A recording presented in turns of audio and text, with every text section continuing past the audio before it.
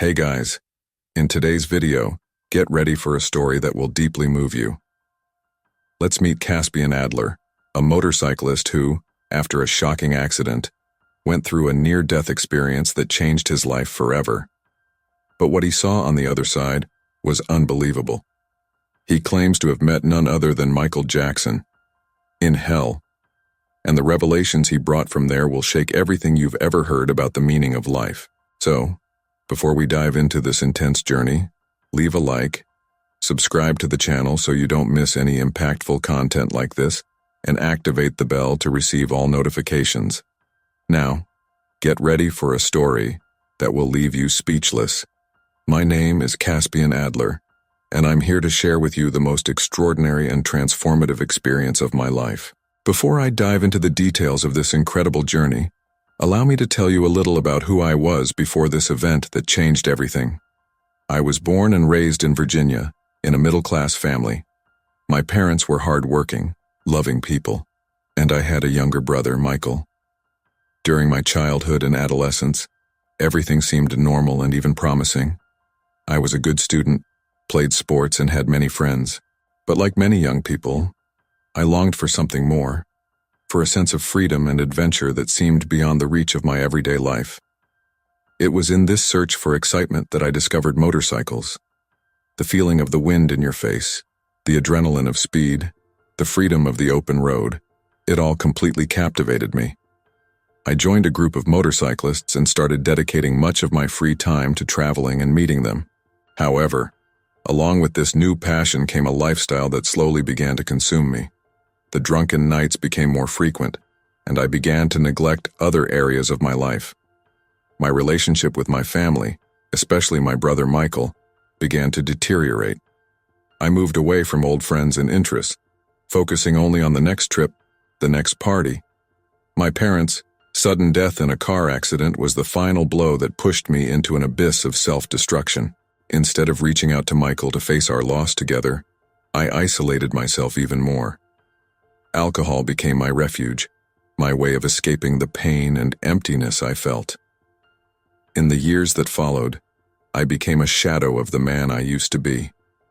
My days were a blur of hangovers and regrets, and my nights were spent trying to drown my sorrows in bottles of whiskey. I knew I was on a downward spiral, but I couldn't find the strength or will to change. The motorcycle, in which once represented freedom, became my escape. I drove faster and faster, more and more reckless, as if I was tempting fate. Deep down, I think part of me didn't care whether or not I survived each trip. It was in this frame of mind that I hit the road on the night of June 10, 2020.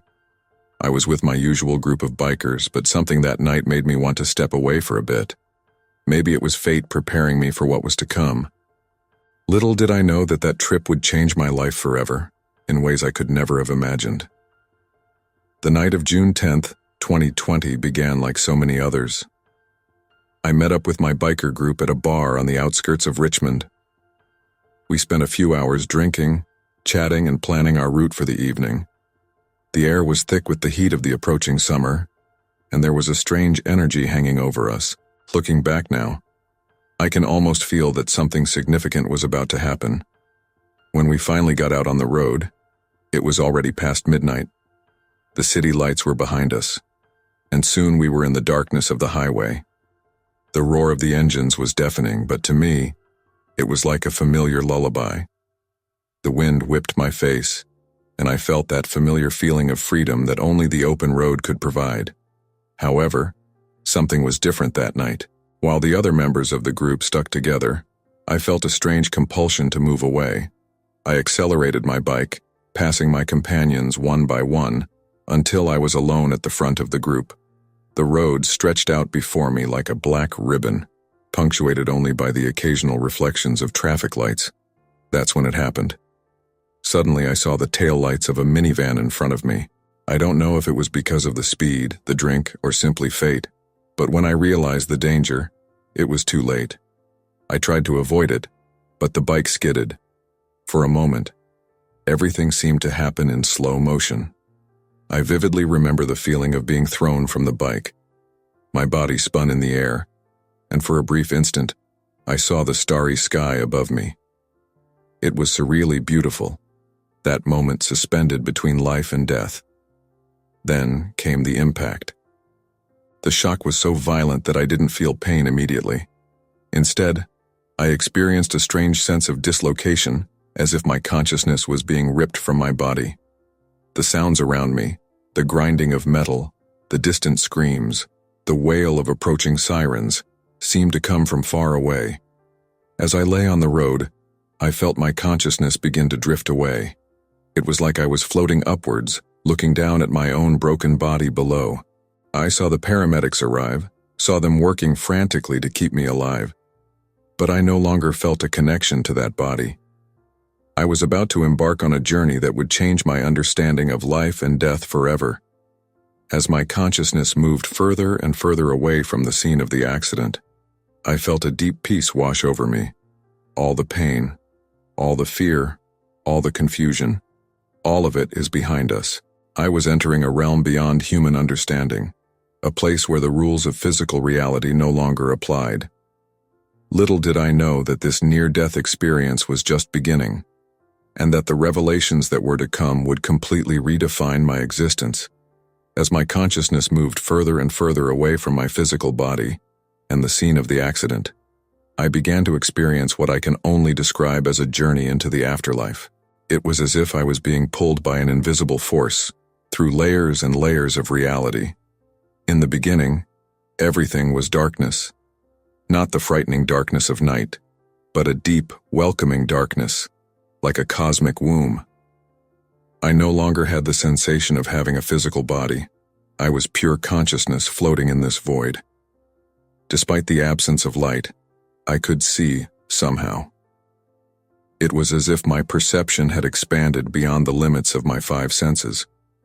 Then, gradually, I began to notice points of light appearing in the darkness. They were like distant stars, but as I got closer, I realized they were much more than that. Each point of light seemed to contain entire worlds, entire lives. I had a feeling I could dive into any of these spots and experience a complete life in an instant. As I progressed through this journey, I began to feel a presence. It wasn't something I could see or hear in the traditional sense, but it was an overwhelming feeling of not being alone. It was as if the universe itself was alive and conscious, and I was a small part of it, finally reconnected to the whole. Suddenly, I was flooded with an intense light. It was not a blinding or painful light, but a light that seemed to emanate infinite love and understanding. In this light, I felt completely exposed, as if all my thoughts, actions, and feelings throughout my life were being revealed. But there was no judgment, just acceptance and unconditional love. In this state of expanded consciousness, I began to see glimpses of what I can only describe as the web of reality. I saw how all things are interconnected, how every action, every thought, every choice we make has repercussions that extend far beyond what we can imagine in our limited physical existence. I saw my entire life unfold before me, not as a linear sequence of events, but as an intricate tapestry where each thread was connected to countless others. I could see how my choices had affected not only my life, but the lives of everyone around me. It was a profound and, in many ways, overwhelming revelation. In that moment of cosmic clarity, I understood that the life I had lived up to that point was just a tiny fraction of who I truly was. My true self, my essence, was far more vast and eternal than I could have ever imagined. As I absorbed these revelations, I felt myself being taken even further. I was about to cross a threshold, a point of no return. Part of me longed to continue this journey, to immerse myself completely in this infinite light and love. But another part was hesitant, feeling like there was still something unfinished, something I needed to do. It was in this moment of hesitation that my journey took an unexpected turn. Instead of continuing toward the light, I felt myself being pulled into another realm, a place that would make me question everything I thought I knew about the afterlife. In a cosmic blink of an eye, the comforting light and sense of infinite expanse disappeared. In its place, I was enveloped by an oppressive darkness, unlike the welcoming darkness I had experienced at the beginning of my journey. This new darkness was dense, suffocating, charged with an energy that I can only describe as harrowing. In this dark realm, I saw distorted reflections of myself, alternative versions of my life, showing what could have happened if I had made different choices. I found myself sinking deeper and deeper into alcoholism, losing everything and everyone I loved. I found myself causing pain and suffering to innocent people because of my recklessness and selfishness. In the midst of this whirlwind of guilt and regret, I realized I was not alone. Other souls roamed this realm of torment, each trapped in their own cycle of self-punishment. Among them, to my surprise, I recognized a familiar figure, Michael Jackson. The pop icon, who I had always imagined in a place of light and music, was there, writhing in agony, trapped in his own personal hell. Seeing Michael Jackson in that state made me realize something crucial. This hell was not a place of eternal punishment meted out by some vengeful deity. It was a creation of our own consciousness, a reflection of our deepest fears, regrets, and unresolved feelings of guilt. Returning to my physical body was like diving into ice-cold water after floating in warm air. The feeling of peace and expansion I had experienced was replaced by a shock of pain and limitation. My eyes slowly opened, and the reality of the hospital hit me with all its intensity. The overhead fluorescent lights seemed blinding after the softness of the light I had experienced. The sound of the machines, which before seemed distant, was now loud and insistent. The smell of antiseptic invaded my nostrils, bringing me back to physical reality abruptly. I tried to move, but my body felt heavy and painful. Tubes and wires were connected to me in every possible way. Every breath was an effort, and every movement, no matter how small, sent waves of pain through my bruised body. A nurse noticed that I had woken up and quickly called the doctor. Within minutes, I was surrounded by a medical team asking questions and running tests. Their voices seemed distant and confused, as if I were still partially in that other realm. Little by little, I began to understand the extent of my injuries. Multiple fractures, internal injuries, concussion. The doctor seemed surprised and relieved that I had survived. Apparently, I had been in a coma for 3 days, and there were times when they feared I wouldn't survive. The reality of my situation began to set in, and with it, a confusing mix of emotions, relief at being alive, sadness at having left that realm of peace, and a strange sense of dislocation, as if I no longer completely belonged here. World. In the days that followed, as my body slowly began to heal, my mind was in turmoil, trying to process everything I had experienced. The memory of my journey beyond life remained vivid, every detail etched in my memory with startling clarity. In particular, the vision of Michael Jackson in hell continued to haunt me, a powerful reminder of the elusive nature of earthly success and fame. As I regained my strength, I began to talk about my experience with the doctors and nurses. Some listened with genuine interest, others with polite skepticism. Dr. Meredith Locke, in particular, showed an openness and understanding that deeply comforted me. She didn't try to explain my experience or dismiss it as a hallucination. Instead, she encouraged me to explore its meaning and how it could inform my life going forward. It was during these initial conversations that I began to realize how much I had changed. My values, my perspective on life and death, my understanding of what really matters, all of this had been profoundly transformed by my experience. I realized that the man who had entered that hospital was not the same man who was leaving. A journey of discovery and transformation had just begun. In the months following my release from the hospital, I underwent a profound inner transformation. The near-death experience was not just an isolated event, but the catalyst for a complete restructuring of my life and worldview. The most immediate and noticeable change was my relationship with alcohol. The addiction that had controlled my life for so long simply disappeared. It wasn't a daily struggle with temptation, as many ex-alcoholics describe it. It was as if the very idea of drinking had lost all meaning. The peace and clarity I experienced during my journey beyond life was infinitely more valuable than any temporary escape alcohol could provide. I began exploring spiritual and self-awareness practices that I previously would have dismissed as New Age bullshit.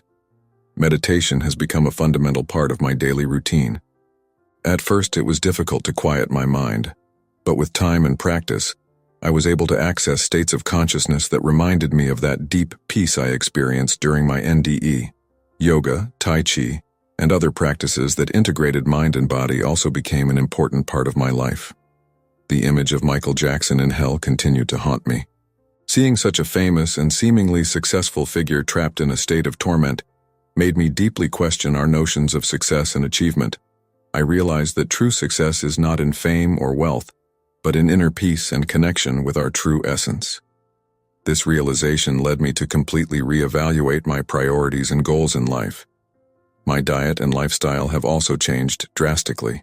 I gave up processed foods and adopted a plant-based diet, feeling a deeper connection to nature and my own body. I began exercising regularly, not just for physical well-being, but as a way to honor and care for the temporary vehicle that is my body. My relationship with time has also transformed. Before, I was always running, always thinking about the next moment, the next achievement. Now, I've learned to live more in the present, to appreciate each moment as a unique opportunity for experience and growth. Understanding the illusory nature of time that I experienced during my NDE helped me develop a patience and acceptance that I never had before. Another significant change was my relationship with nature. I came to feel a deep connection to the natural world, a visceral understanding that we are all part of an interconnected whole. Long walks in nature have become an essential part of my routine, a way to reconnect with that sense of unity I experienced beyond life. As these changes unfolded, people around me began to notice. Friends and family commented on how different I seemed, calmer, more centered, more present. Some found it difficult to understand the depth of my transformation, but others were drawn to it, curious to know more about what had changed me so profoundly. One of the most challenging and rewarding parts of my transformation journey was the process of reconciliation with my past, with the people I had hurt, and perhaps most importantly, with myself. The first step in this process was recognizing and accepting the extent of the damage I had caused, not just to myself, but to everyone around me. Though hell experience during my NDE, including seeing Michael Jackson, forced me to confront the consequences of my actions in ways that I could not ignore or rationalize. It was painful, but necessary. I began to understand that the hell I experienced was not a place of eternal punishment, but a reflection of our own unresolved fears, guilt, and regrets. It has led me to a deeper and more compassionate understanding of not only myself, but all people who struggle with their own inner demons. I realize that each of us carries our own personal hell, and that true healing can only come through facing and accepting these dark parts of ourselves. The reconciliation process began with my family. My relationship with my brother, which had deteriorated over the years due to my alcoholism and self-destructive behavior, needed to be rebuilt from scratch. It was a slow and often painful process. I had to face the hurt and distrust I had created, and learn to be patient and consistent in my actions.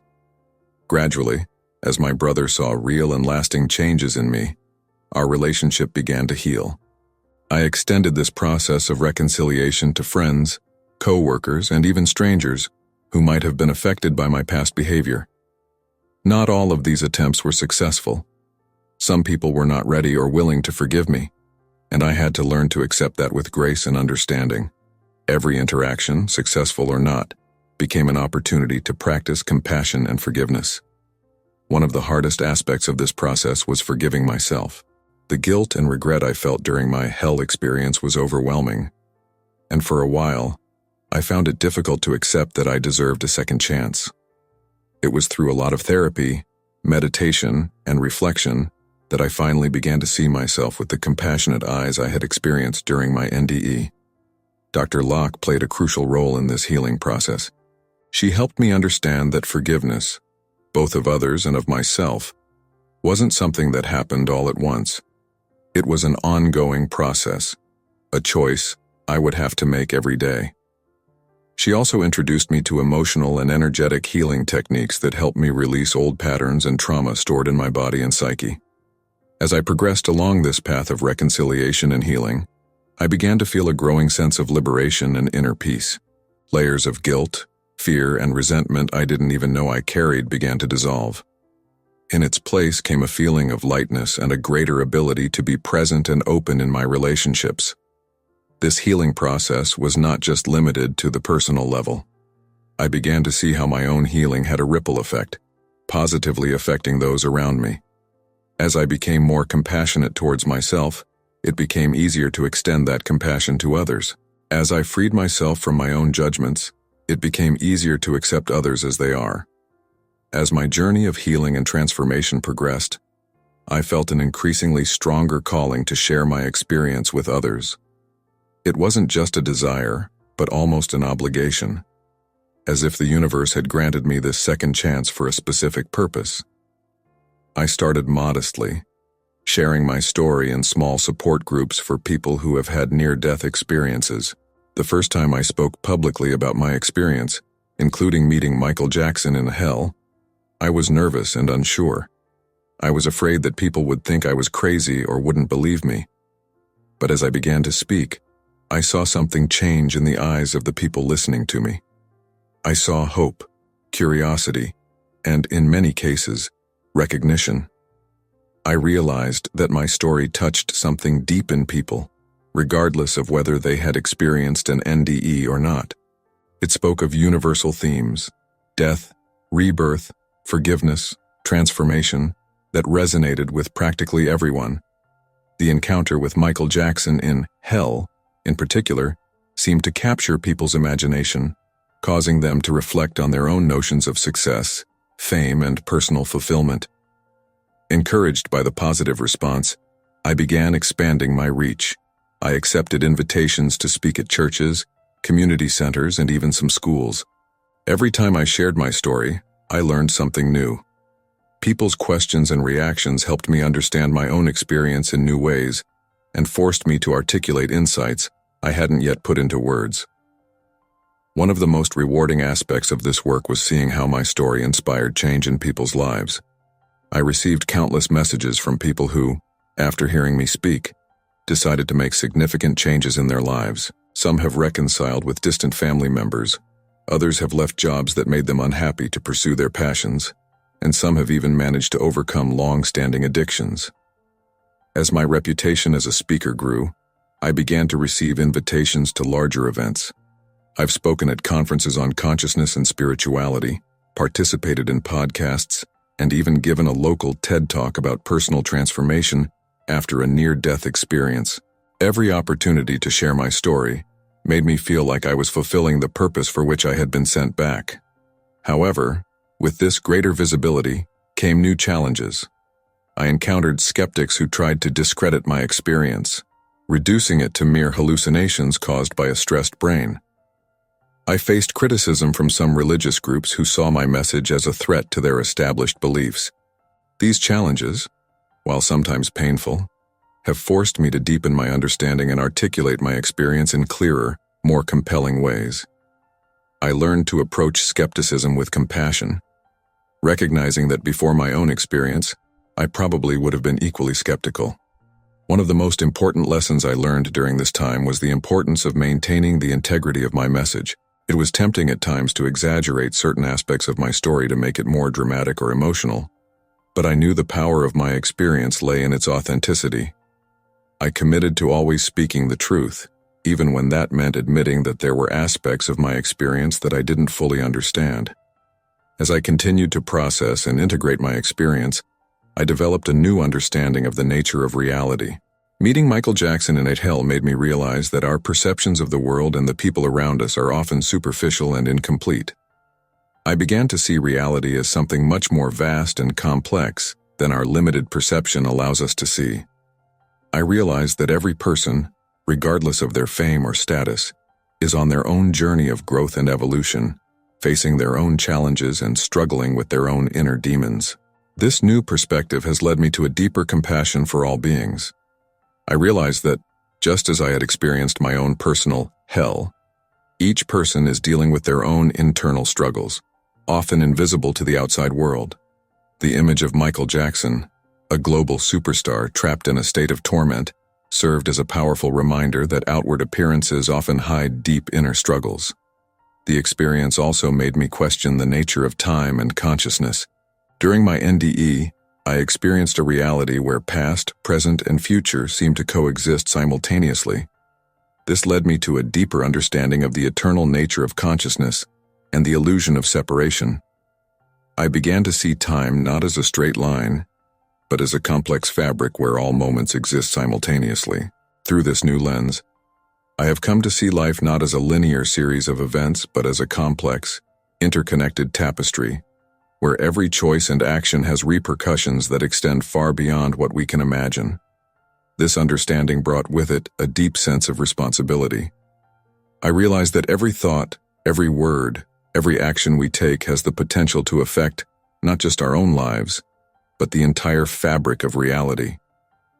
The nature of consciousness became a central theme in my new understanding of reality. My experience has shown me that consciousness is not confined to the brain or the physical body, but is something much more vast and fundamental. I began to see consciousness not as a product of the brain, but as the very foundation of reality, from which everything else emerges. This perspective has led me to question many of the fundamental assumptions upon which our society is built. Our notions of individual identity, of separation between self and other, of life and death, all of these now seemed like limited constructions of a consciousness not yet awakened to its true nature. I saw how these limiting beliefs were at the root of many of the problems we face as individuals and as a society. The near-death experience also transformed my understanding of death. What was once a source of fear and anxiety has become a natural passage, a transition from one state of consciousness to another. This new perspective has not diminished my appreciation for life. On the contrary, it has intensified it. Every moment has become precious, a unique opportunity for experience and growth. I began to see the universe not as a cold, indifferent place, but as a living, conscious being, of which we are all individual expressions.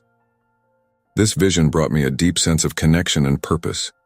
We were no longer separate beings fighting for survival in a hostile world, but integral parts of a greater whole, each with a unique role to play in the evolution of consciousness. This new understanding of reality was not just a set of abstract ideas, but a lived experience that informed every aspect of my life. It influenced the way I related to others, how I approached challenges, how I made choices. It brought a deep sense of peace and acceptance, even in the face of life's difficulties. However, it also brought new challenges. How do we communicate these ideas to a world that operates in such a different paradigm? How do I live up to this expanded understanding while navigating the practical demands of everyday life? These questions have become a central part of my ongoing journey of exploration and growth. As I continued to reflect on and integrate my experience, I realized that this new understanding of reality was not a final destination, but the beginning of a never-ending journey of discovery.